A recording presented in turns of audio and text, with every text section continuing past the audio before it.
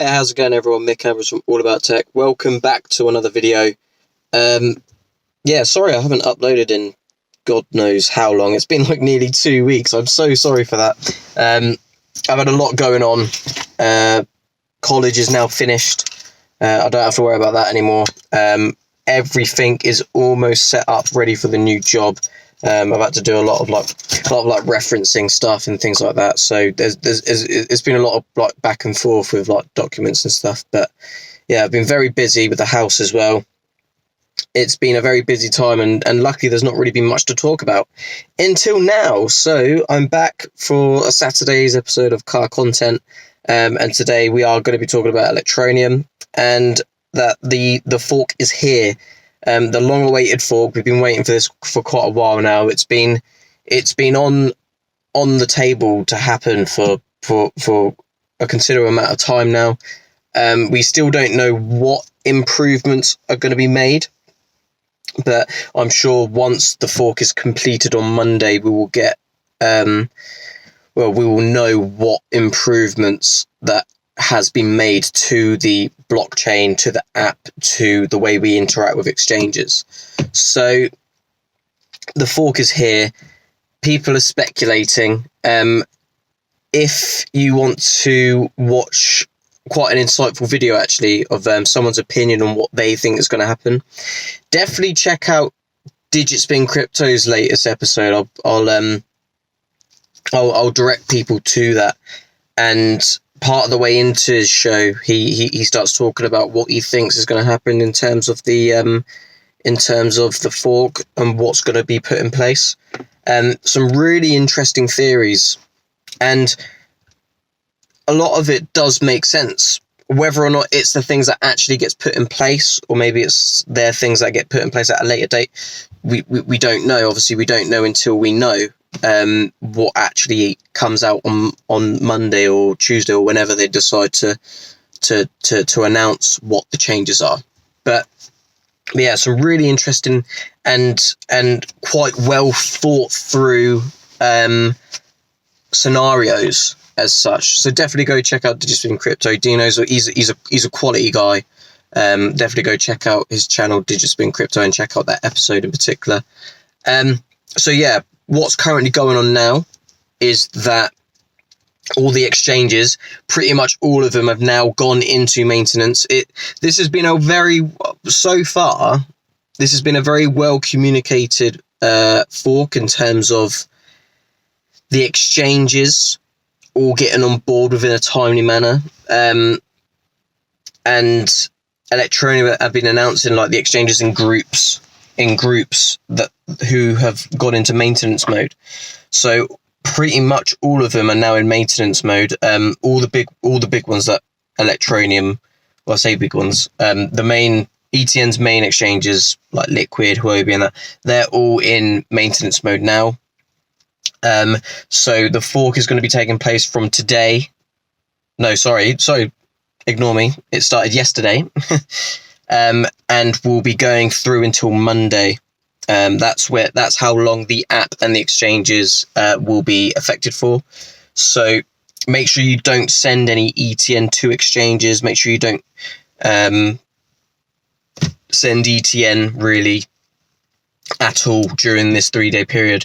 If you're sending through the app, I've not been on the app since they've gone into maintenance, but I'm pretty sure the entire app is in maintenance anyway, so I don't think you can send anything. But yeah, what sort of things could we look at happening in terms of the fork?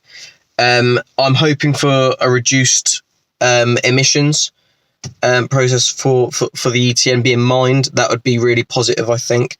That would help to counteract the supply and demand.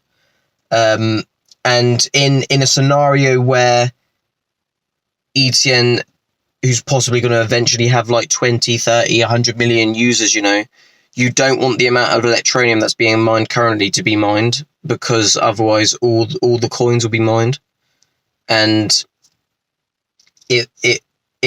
you'll reach max supply way before you want it to,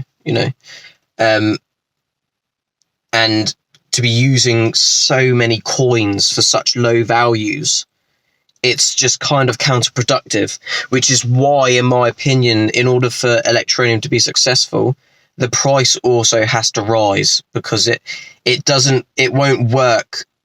A mass adopted coin with a maximum supply of 21 billion won't work well at half a cent. It has to go up to basically to counteract the demand, basically, you know. What good does it have saying that you can buy a cup of tea or a cup of coffee with ETN when you've got to use 10,000 or 15,000 Electroneum in order to do so?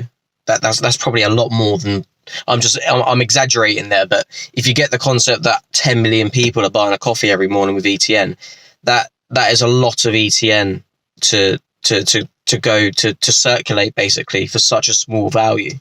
So I think in the long run, it would definitely go up in terms of value to accompany the demand and the amount of people that are going to be using it. What else in terms of the fork? So things are hinted, and I don't really want to just repeat what Dino said in his one, but he thinks that things are going to be happening in terms of like hot wallets with exchanges. That makes sense in the way that exchanges, nothing's stopping exchanges now from just setting up an ETN wallet based on the app and then sending the ETN that they accumulate on that app to one of their cold wallets as standard, you know. That wouldn't be too hard of a process to do anyway right now before the fork. They just set up an ETN wallet, have one person in charge of it, and every day transfer everything that's been sent to that wallet to the cold wallets. Obviously, an update in terms of the blockchain and that to help automate all this would be much more beneficial. But that would give ETN a massive advantage in terms of how quickly people can get their ETN on and off the exchange. That would be insane. That would be a cool update. If we got that would be cool. They've spoken about more speed and performance for the blockchain is improving. The app itself is being updated as well, probably to help accumulate and add functionality and features around the extra features that the fork's bringing. This is a very exciting time because this is a big update that they're doing, and they're doing it across an entire weekend, and all of them are going to be working all weekend. So it's a big task that they're doing. They have to coordinate their communications with various exchanges that are dotted around all over the place, you know, all over the world, different time zones and everything, helping them go through different steps to update all their software and stuff. And yeah, I really cannot wait to find out what is going to happen in terms of the updates that we get. And then going on from that, after the fork, we're going to be expecting some major releases, some major news coming out. You know, launches in more countries, more South African updates.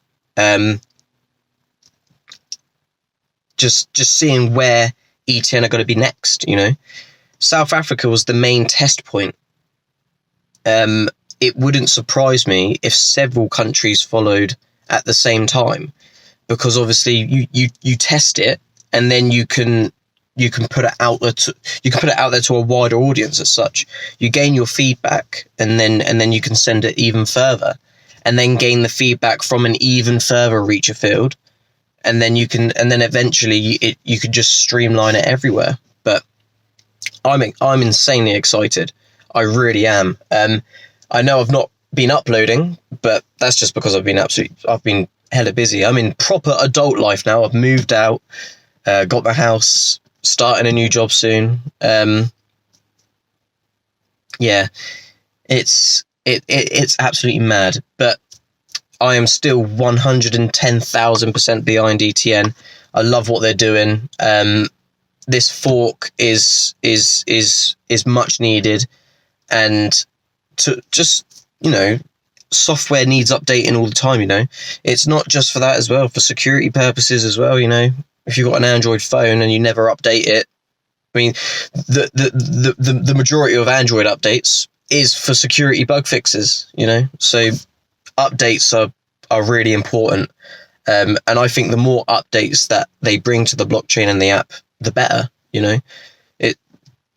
There's no negative thing about having to fork or update the code, you know.